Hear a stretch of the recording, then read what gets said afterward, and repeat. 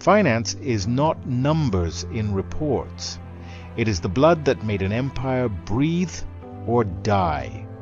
We are once again diving into the captivating world of economics through the lens of history. If you think finance is boring, then I'm here to prove you wrong. Today we'll travel back a century and a half to the Russian Empire, to an era that changed the country beyond recognition. Imagine St. Petersburg, the end of the 1890s. This is a showcase city, a fairy tale city trying to catch up with and perhaps even surpass Europe. Down Nevsky Prospect, illuminated by electric lamps, new trams thunder, scattering drivers in light carts, ladies in elaborate hats with feathers and veils, gentlemen in impeccable frock coats and top hats. In the windows of luxurious stores, such as the famous Passage or Gostiny Dvor, the latest Parisian fashions and Swiss Breguet watches are displayed. In restaurants like Cuba or Danone, sterlet is served for 2 rubles per portion, black caviar for 3 rubles 20 kopecks per kilogram, grouse, and Widow Clicquot champagne. A restaurant meal cost 1.5 to 2 rubles. At the same time, this was a whole week's salary for a simple worker. It seems money flows like water, like a feast during a plague? Let's find out. Just a few miles from the center lies another world, one that built the first but was forbidden from entering it. If you travel a few miles from the center to Vyborg or Narva Gate, the picture changes dramatically. Here, in workers' barracks, in cramped and dirty rooms of a few square meters, entire families huddle. Thousands of people who came to the capital for earnings from villages work 12 to 14 hours in giant factories, at Putilov, Obukhov, and Neva shipyards. Their lives are hard labor for 25 to 35 rubles a month, meager food, rare days off, which they spend at a cheap tavern with a bottle of vodka for 40 kopecks. And this city of contrasts, this city of luxury and poverty, is the symbol of that Russia which in a few decades made an incredible leap from medieval agriculture to the industrial age. What was the engine that made this giant machine spin at such a frantic speed? To understand this, we need to go back 40 years to the middle of the 19th century. An army of 1 million men lost a war because it could not reach the battlefield in time. In 1853, the Russian Empire entered a war with Turkey, which quickly turned into a war against a coalition of leading European powers, England, France, and Italy. This war, known to us as the Crimean War, became a real catastrophe for Russia. And it wasn't just the military defeat. Imagine a huge Russian army of over 1 million men, armed with smoothbore rifles from the Napoleonic Wars era, encountered much smaller but technologically superior Allied armies. The British and French had rifled rifles that shot at longer range, as well as developed industry capable of producing modern weapons and equipment during the war itself. And what did Russia have? Serf peasants in soldiers' coats driven to battle with sticks, outdated weapons that couldn't be quickly replaced because there was practically no domestic industry, and most importantly, a complete lack of infrastructure. It took months to move reinforcements from central Russia to Crimea. Soldiers walked hundreds of miles on foot because there were no railways. Many died on the way from disease and exhaustion, never reaching the battlefield. The siege of Sevastopol lasted 349 days. The city heroically resisted, but eventually fell. Russia lost the war on its own territory, and this was a shock. The young Emperor Alexander II, who ascended the throne in the midst of the war, realized, "We can't live like this anymore." The country hopelessly lagged behind Europe, and the cause of this lag lay in the very foundation of Russian society, serfdom.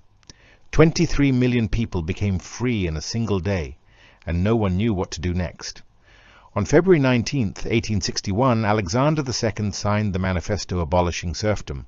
With one stroke of the pen, 23 million people, more than a third of the country's population at the time, gained personal freedom. This was an earthquake that shook the very foundation of Russian society. Until this moment, Russia's entire economy rested on serfs' labor. They were the property of landlords who could sell, give away, or lose them in card games, trade them for greyhound puppies. Newspaper ads of that time were filled with offers, selling a 17-year-old girl of good behavior and a 4-year-old stallion, right in one ad. Serfs worked on land that didn't belong to them and gave most of their harvest to their landlord. Such a system was not just unfair, it was incredibly inefficient. The serf had no incentive to work better. Why try hard when all the fruits of your labor will be taken away anyway? Why learn new methods of land cultivation when you don't even know if you'll be working on this field tomorrow? As a result, crop yields in Russia were several times lower than in Europe. Industry also barely developed. Where would workers come from when they are all tied to the land and can't move freely? Freedom triggered a chain reaction that rebuilt everything, from courts to armies. The abolition of serfdom was only the beginning. This was followed by other great reforms that changed Russia's face. In 1864, the Zemstvo reform was carried out. Local self-government bodies, Zemstvos, were created to build schools, hospitals, and roads. In the same year, judicial reform was carried out. Courts became public and adversarial with jury members, almost like in Europe, and an advocacy appeared. People could no longer be tried secretly without the right to defense. In 1870, the urban reform was carried out, creating city councils. And in 1874, military reform, which abolished conscription and introduced universal military service.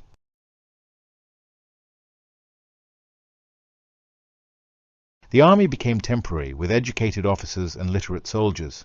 All these reforms created a new reality in Russia. What historians call capitalist modernization began. Millions of former peasants, having gained freedom, went to cities in search of a better life. They became workers in factories and plants that grew like mushrooms after rain. In 20 years, from 1860 to 1880, the number of factories and plants in Russia grew almost fourfold. Whole industrial areas appeared, for example, textile in the Ivanovo region.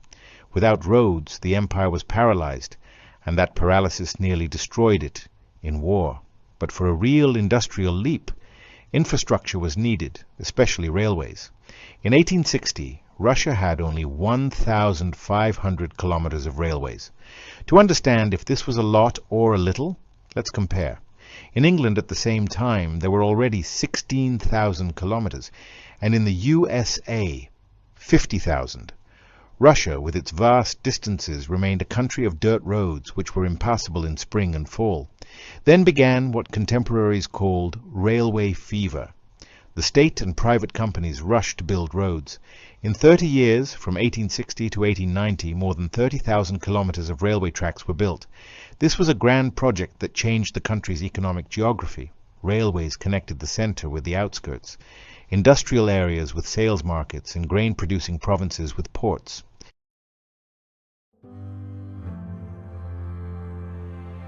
Now, grain from the Black Earth regions could be quickly delivered to Odessa or Riga and exported to Europe.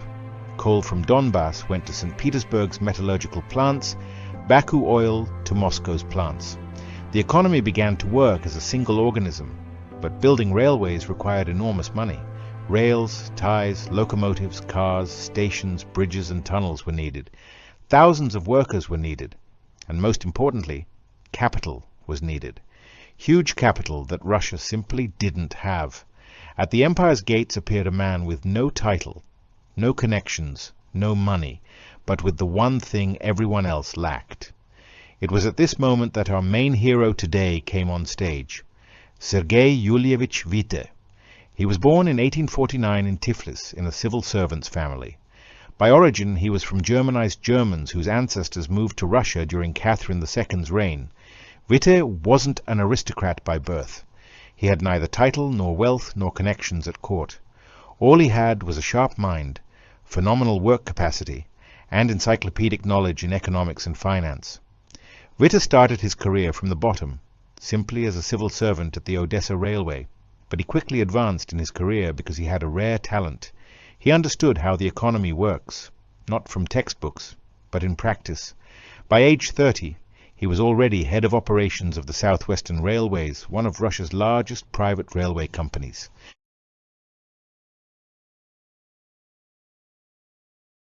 Witte brilliantly organized the transfer of troops and supplies to the front. He showed he could solve state-scale tasks, and they paid attention to him from above. In 1889, he was appointed director of the Department of Railway Affairs of the Ministry of Finance, and in 1892, At age 43, Sergei Witte became the Minister of Finance of the Russian Empire, among aristocrats, generals, and courtiers.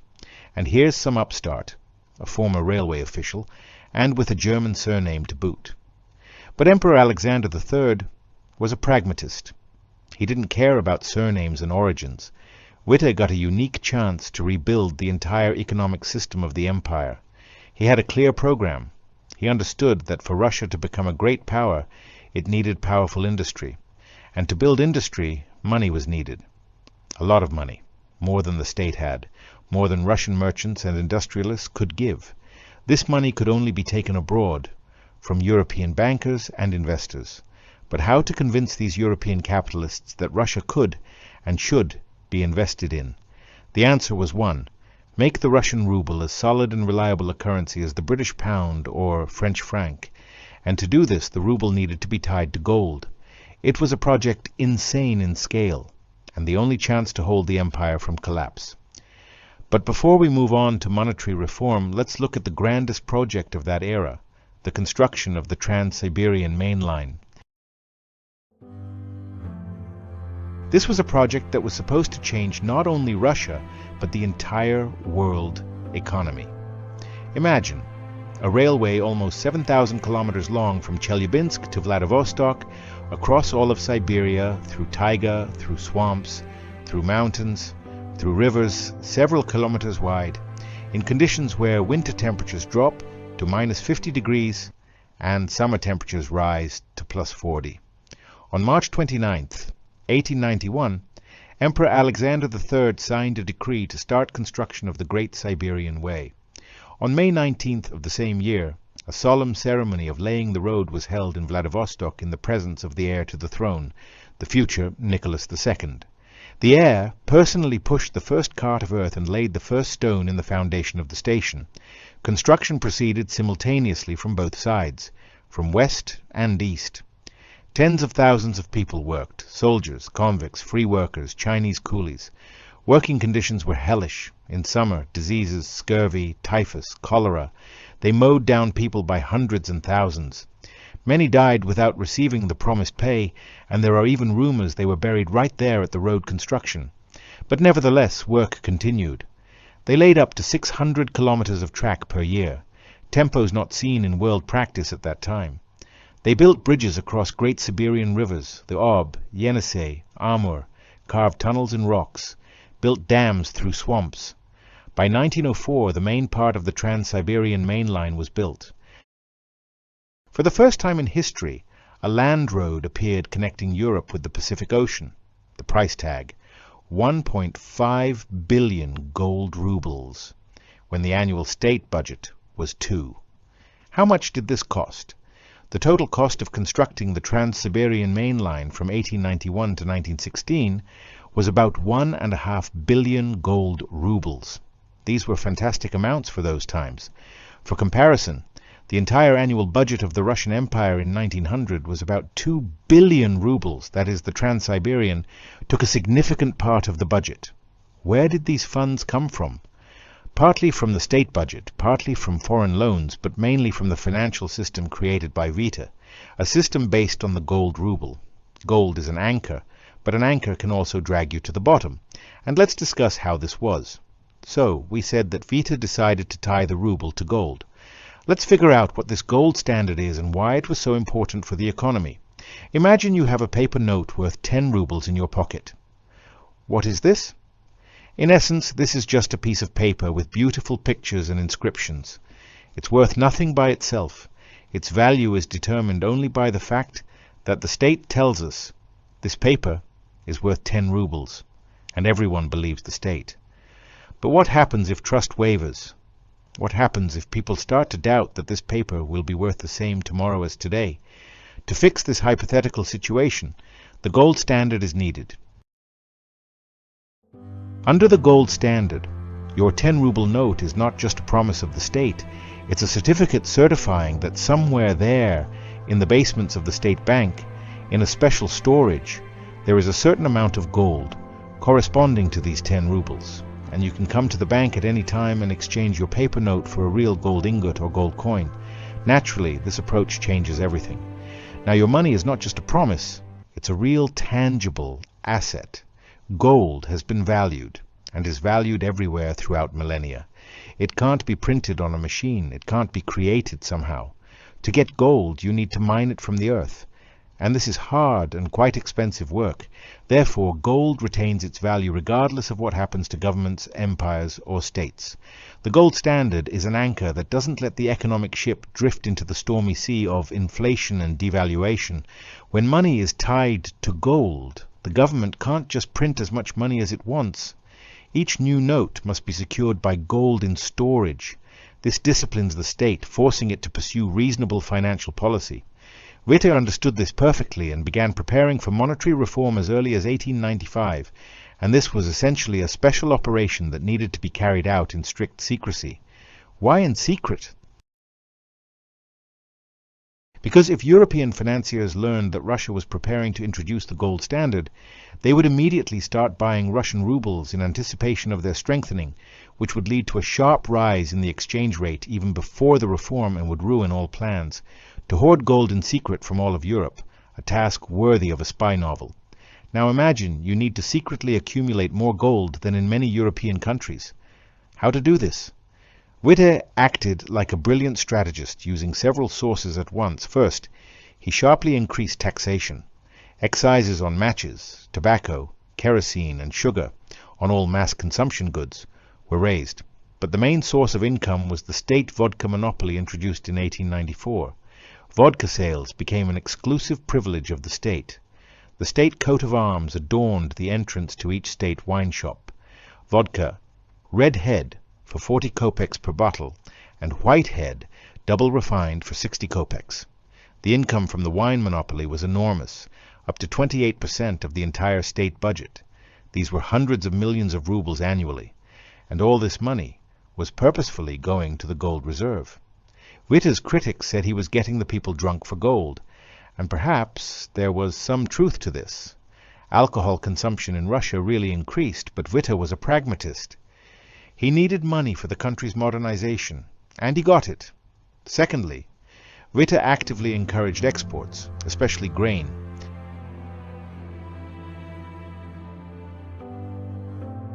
The famous, though somewhat apocryphal, slogan, "We'll go hungry but export," is attributed to him. Russia was one of the world's largest grain exporters. Even in famine years, when villages were starving, grain continued to be exported. Why? Because they were paid gold for it. European buyers paid in gold coins or bills secured by the same gold, and all this gold was settling in the basements of the state bank. Thirdly, Witte attracted foreign loans, but he did it very cleverly.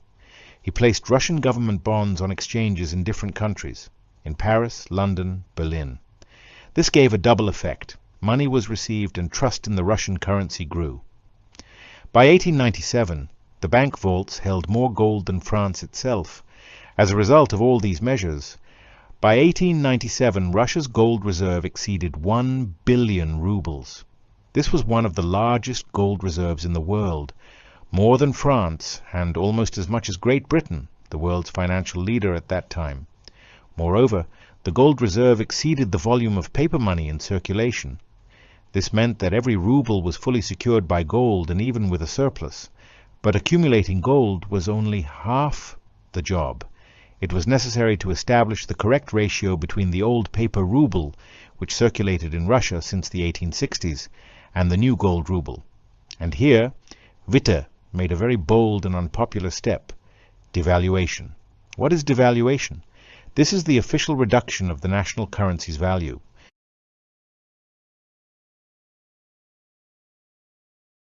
Witte established the rate of 1.5 paper rubles equals 1 gold ruble. Naturally, this caused an uproar. Landlords, who had large savings in paper rubles, immediately lost a third of their wealth. Newspapers began writing about robbery and financial arbitrariness, but Witte stood firm. He understood that if the rate was set at 1-to-1, the gold reserve simply wouldn't be enough. And if the rate is too high, Russian goods will become uncompetitive on the world market.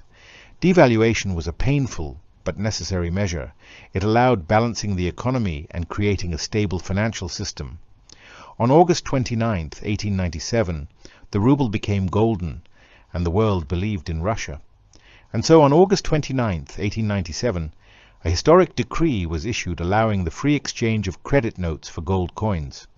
From this moment on, any person, whether a Russian merchant, a French rentier, or an American industrialist, could come to any branch of the state bank and without any restrictions exchange their rubles for pure gold. So the famous Russian gold ruble was born, which contained 0.774 grams of pure gold.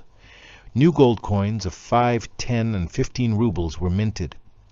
A 15-ruble coin weighed almost 12 grams and was made of pure gold of 900 proof. But the main thing was not the beauty of the coins. The main thing was that the Russian ruble became a convertible currency. What is convertibility? This is the ability to freely exchange your currency for any other. Before the gold standard, the Russian ruble was a currency that no one in the world wanted to accept. Its course constantly fluctuated. Today they gave 2 French francs for 1 ruble, tomorrow 1.5, the day after tomorrow 3. In general, no predictability.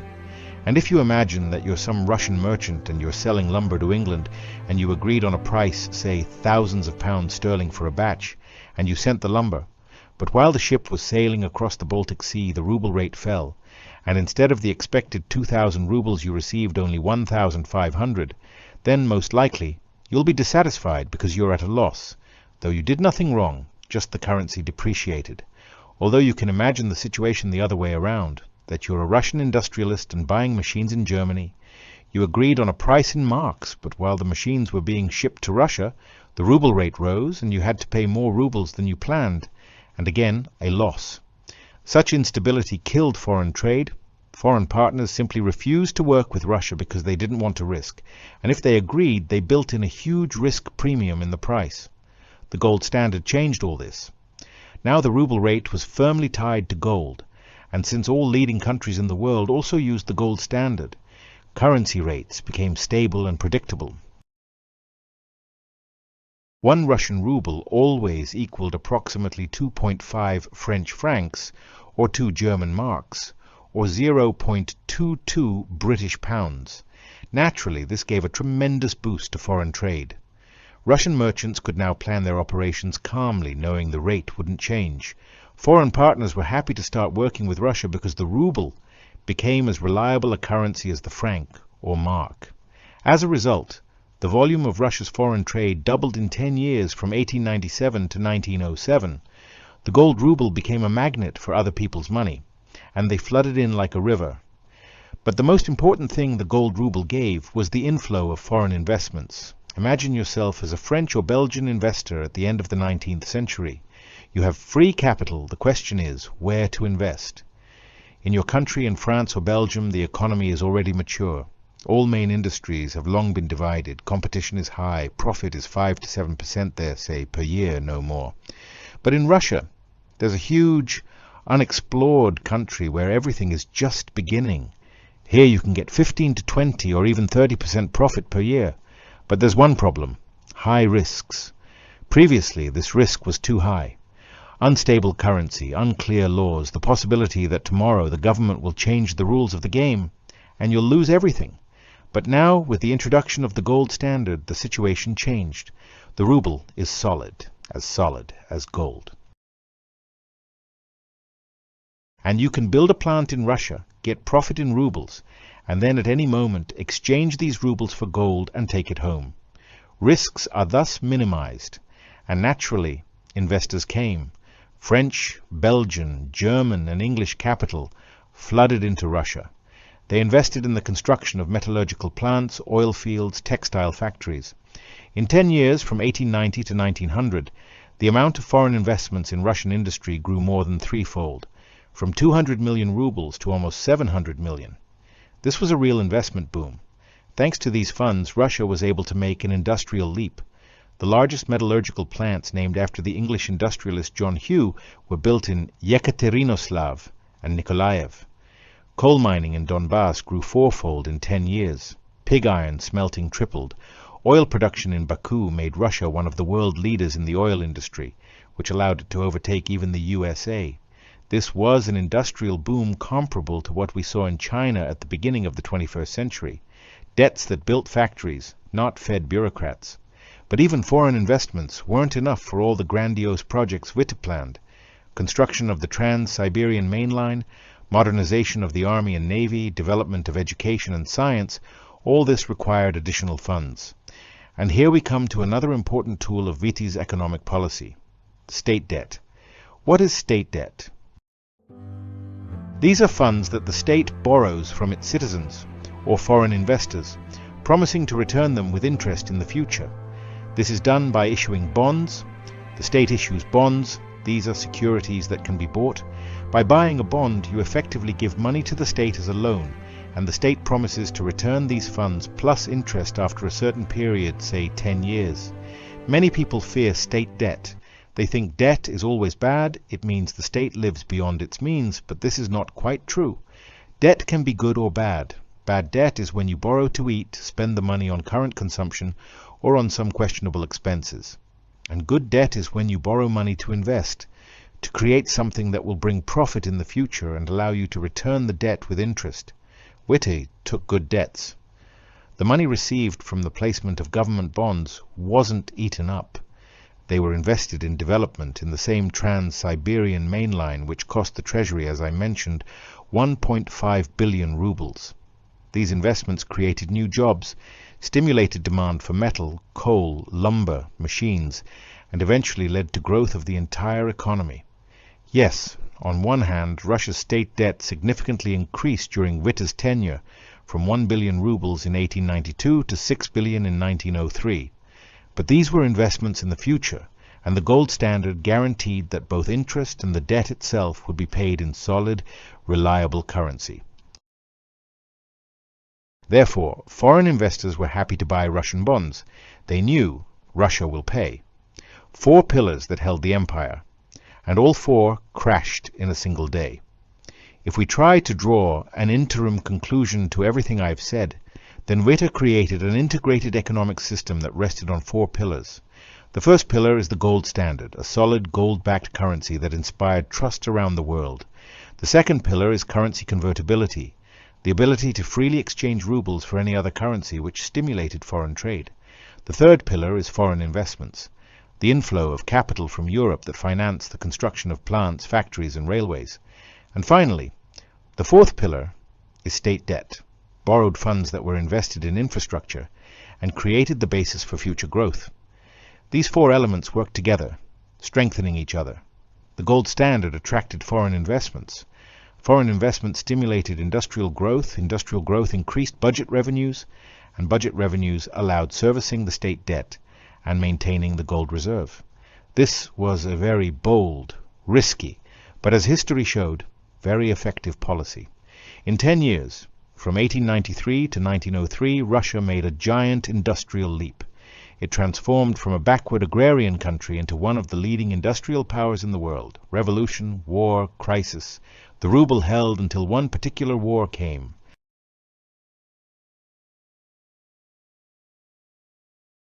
The gold standard ensured the stability of the Russian economy for almost 2 decades. It survived the economic crisis of 1900 to 1903.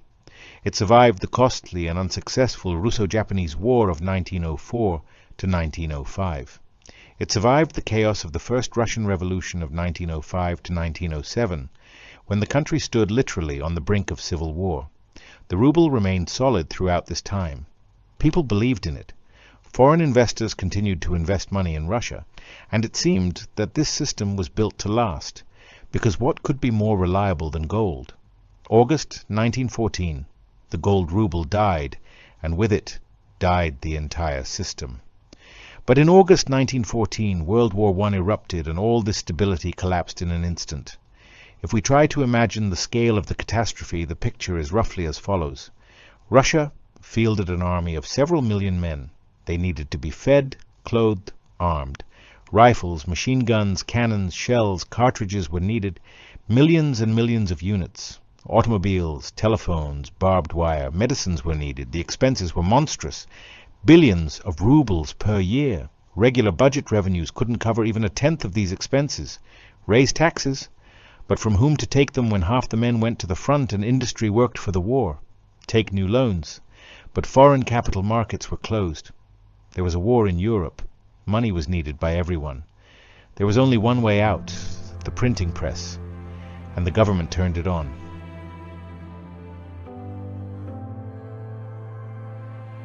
A stream of unsecured money flooded circulation.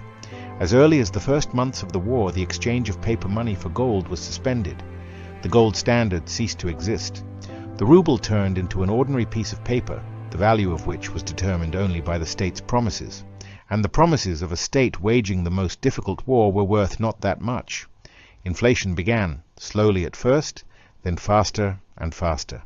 In 1914, 1 ruble could buy as much as in 1913.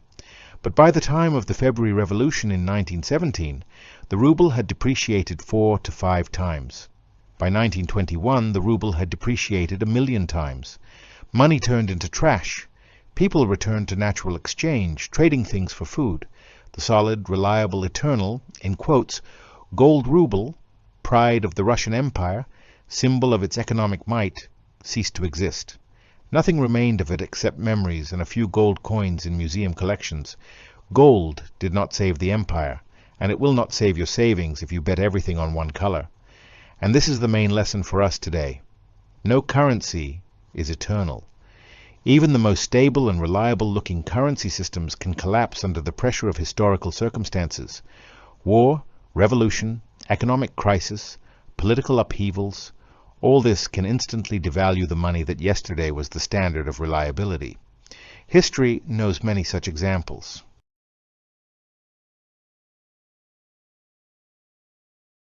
The Roman Empire had its conditional currency, the silver denarius, which was the main currency of the Mediterranean for centuries. This was a solid, reliable coin accepted from Britain to Egypt. But then emperors, to cover their expenses, began reducing the silver content in the denarius. First a little, then more and more. By the 3rd century AD, the denarius had turned into an almost copper coin with a thin silver coating. It lost all trust, and the empire's economy collapsed with it. The British pound sterling was the main world currency in the 19th and even the beginning of the 20th century. London was the financial capital of the planet. But 2 world wars and the collapse of the British Empire undermined the pound's might. Today, this is just one of many currencies, which gradually loses its value. Even the American dollar, which now seems to us unshakable, has its history of ups and downs. In 1971, President Nixon cancelled the dollar's tie to gold, and since then the dollar is just paper.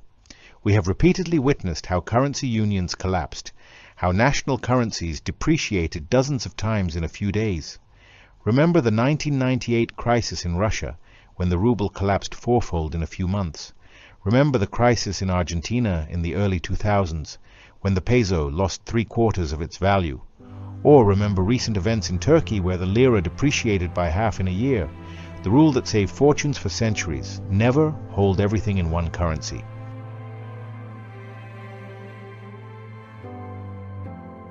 Therefore, the main rule we should learn from the gold ruble history sounds like this. You can't hold all savings in one currency, even if it seems very reliable to you, even if it's dollars, even if it's euros, even if it's Swiss francs. History shows that any currency can depreciate. And this brings us to the most important principle of personal finance management: diversification. This word comes from the Latin diversus, meaning different, various. This essentially means diversity, the much-mentioned "don't put all eggs in one basket." Imagine that all your savings, let's say 1,000,000 rubles, are kept in one currency. If tomorrow the rate of this currency suddenly falls by 50% for some reason, your savings will also depreciate sharply. You'll lose half your wealth. You'll become twice as poor, though you did nothing wrong. Just the currency depreciated. But if you divide your savings into several parts in advance and keep them in different currencies, say 30% in rubles, 30% in dollars, 30% in euros, the situation will be completely different. The fall of one currency will most likely be offset by the growth of another, because usually when one currency weakens, others strengthen. If the ruble falls, the dollar often rises. If the dollar weakens, the euro may strengthen. your total capital will remain approximately at the same level or even grow, and you'll be protected from currency shocks. Of course, diversification doesn't guarantee 100%. There are crises when all currencies fall simultaneously, but even in this case, losses will be much less than if you held everything in one currency. Sanctions changed the rules of the game, but did not cancel the game itself. How to do this in practice? Under current conditions, the classical scheme with currency accounts in Russian banks works limitedly. Many banks have suspended opening new currency accounts, and operations with dollars and euros are significantly hampered due to sanctions. But this doesn't mean diversification is impossible. Just approaches have changed. What can you do? First option, currency bonds. Through a Russian broker, you can buy bonds denominated in foreign currency. These can be Eurobonds of Russian companies, now also called substitutes. In general, there may be different formulations, but the essence is that they are denominated not in rubles, but tied to some currency. And then it turns out that your money actually works in currency, even if the formulations don't indicate this explicitly. The second option is currencies of friendly countries. Some Russian banks open accounts in yuan, tenge, dirhams. This is not a complete replacement, but allows partially diversifying risks. The third option is foreign accounts. If you have the opportunity to legally open an account in Kazakhstan, Turkey, Armenia, the Emirates, or other jurisdictions, this can be a good way to store part of the funds in a reliable currency. It's important to comply with Russia's currency legislation requirements to declare such accounts, and remember that while you have a Russian passport, you remain a Russian currency resident anyway. Don't confuse this with tax residency. In general, now of course, this has become more difficult, but with the application of certain efforts when you understand your goal, currency diversification is possible. As for proportions, they depend on your situation. If you plan major purchases in Russia, there, an apartment, a car, you can keep part of the funds in rubles or in ruble instruments. If you often travel abroad or plan to move, then of course you need a currency accent. The main thing is not to hold everything in one currency, even if it's now more difficult to do so. Don't be lazy. Gold has outlived all empires and will outlive your crisis. And still, speaking of diversification, we can't but remember the main hero of our story today, gold. Throughout millennia, gold has been and remains the main safe haven asset. In times of crises, wars, revolutions, epidemics, when other currencies or stock markets collapse, investors around the world run to gold. Why? Because gold is a physical asset that isn't an obligation of any government. This isn't a piece of paper with a promise. This is real metal. Its value doesn't depend on the decisions of any politicians or central banks. Gold was valued 3,000 years ago, is valued today, and will be valued further. When the gold ruble collapsed, what retained its value? Gold coins. When there was hyperinflation in Germany in the 1920s, paper money fell, all stock markets collapsed. What rose in value? Gold. Therefore, a small part of savings invested in gold is your insurance against the most serious global upheavals, that same anchor that can keep your financial ship afloat in almost any storm. 3 ways to own gold, and each comes with its own price. How to invest in gold? There are several ways to do this. You can buy physical gold, for example, ingots or coins. You can store them either at home in a conditional safe or in a bank cell.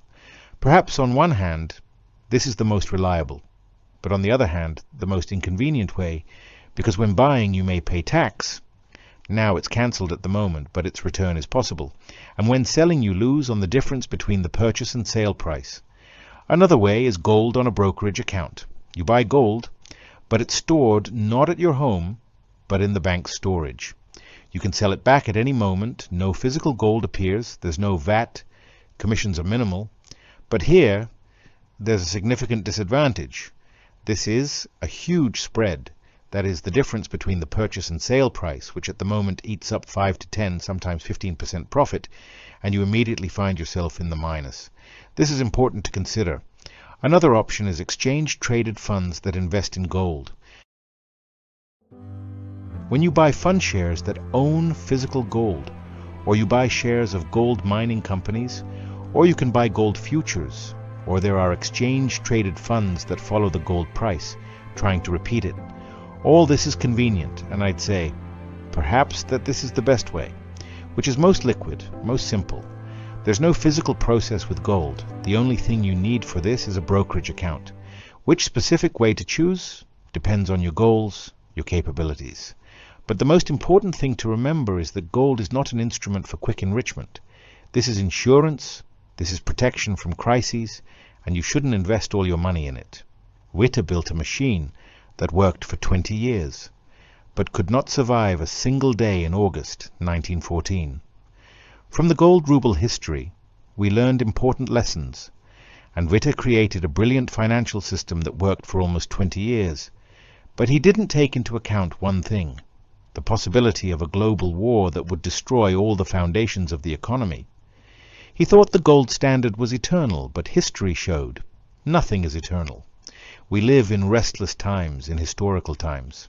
Around us there are constantly upheavals, pandemics, sanctions, crises, geopolitical events.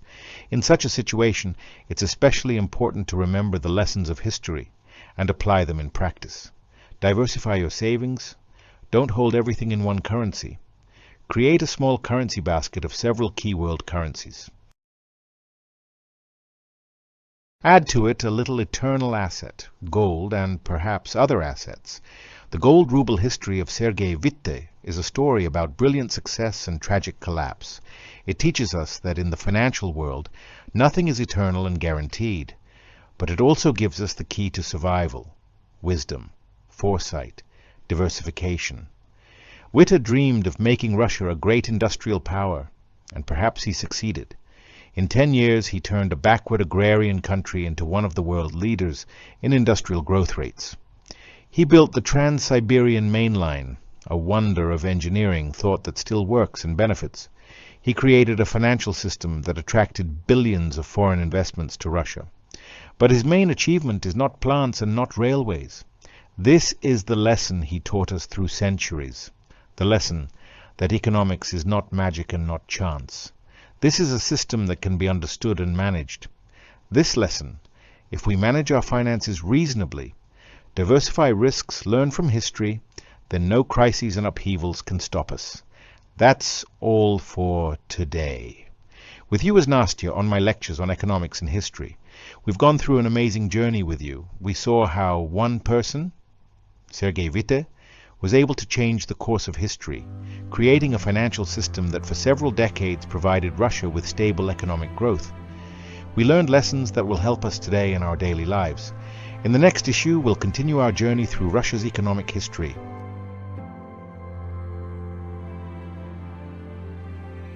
New amazing pages of the past await us, new lessons, new discoveries. See you next time, friends. All the best and money.